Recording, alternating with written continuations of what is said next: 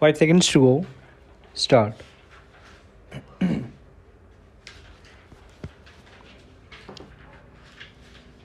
The vast expanse of air which envelops the earth all round is called the atmosphere. The air of the atmosphere has become an integral part of the earth due to earth's gravitational force. Air is essential to the survival of all organisms. Some organisms, like humans, may survive for some time without food and water, but cannot survive even a few minutes without breathing air. The air of the atmosphere is colorless, odorless, and tasteless. We cannot feel the presence of the air unless it blows as wind. About 99% of the total mass of the atmosphere is within the height of 32 km from the earth's surface and is held to it by the force of gravity. The atmosphere is a mixture of many gases. In addition, there are water vapors and dust particles also. Nitrogen constitutes the largest proportion of the atmosphere. The atmospheric pressure, force of winds, and reflection of light is largely due to nitrogen. This gas has no color, odor, or taste. It does not easily enter into chemical union with other substances but gets fixed into soil. Nitrogen regulates combustion and avoids quick burning. It would be difficult to control fire in the absence of nitrogen. Nitrogen generates protein in the plants, which is the main source of food. This gas extends to a height of 128 km.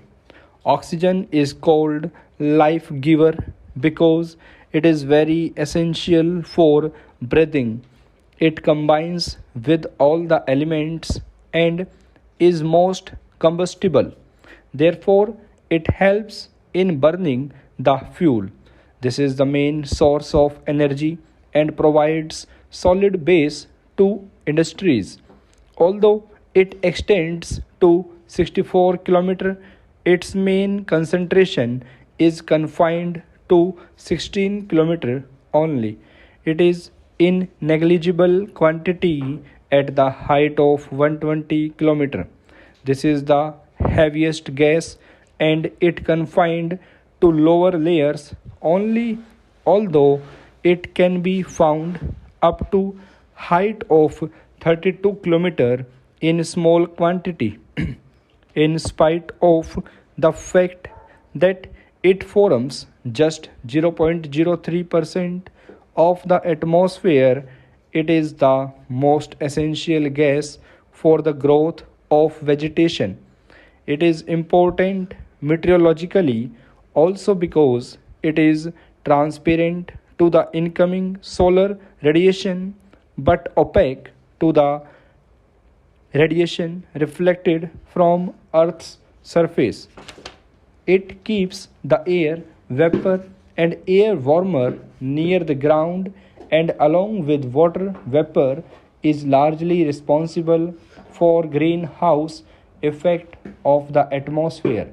The carbon dioxide content of the atmosphere has been alarmingly rising in the past few decades due to increase in the burning of fossil fuels. There has been considerable increase in the content of carbon dioxide in the atmosphere during the 20th century. This has increased the temperature of the atmosphere. This is a light gas and extends to 1100 km over the heavier gases. It accounts for 0.01% of our atmosphere. This is a special variety of oxygen gas and is found in very small quantity in the upper atmosphere. It saves us from the ultraviolet radiations from the sun. It is mainly concentrated from 20 to 25 km above the Earth's surface. So far as we have been discussing gases of dry air, but there is water vapor also present in the air, which are perhaps more important than any other gas. The average amount of water vapor is nearly 2% of the atmosphere by volume. It may vary from 4% in the warm and wet tropics to less than 1% in dry and cold areas of deserts and the polar regions. Even the driest air has some proportion of water vapor. The amount of water vapor decreases with at altitude.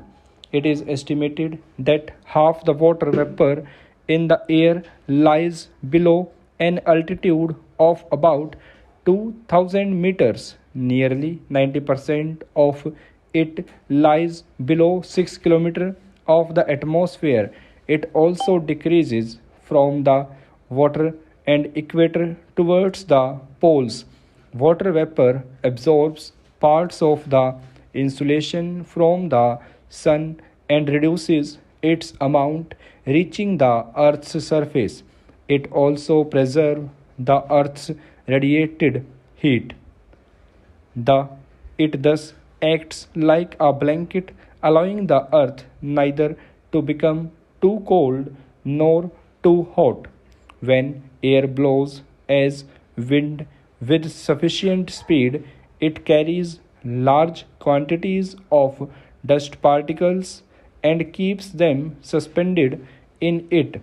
They are derived from different sources and include sea salts, fine soil, smoke soot, ash, pollen, dust, and particles of meteors. Although dust particles are mostly concentrated in the lower layers, yet conventional air currents may carry them to great heights. The amount of dust particles is more in subtropical and temperate areas because of dry and windy conditions than in the equatorial and polar regions. These dust particles are significant from meteorological standpoint. Many of them act as hygroscopic nucleus around which water vapor condenses to produce clouds. They also intercept and reflect insulation. Stop.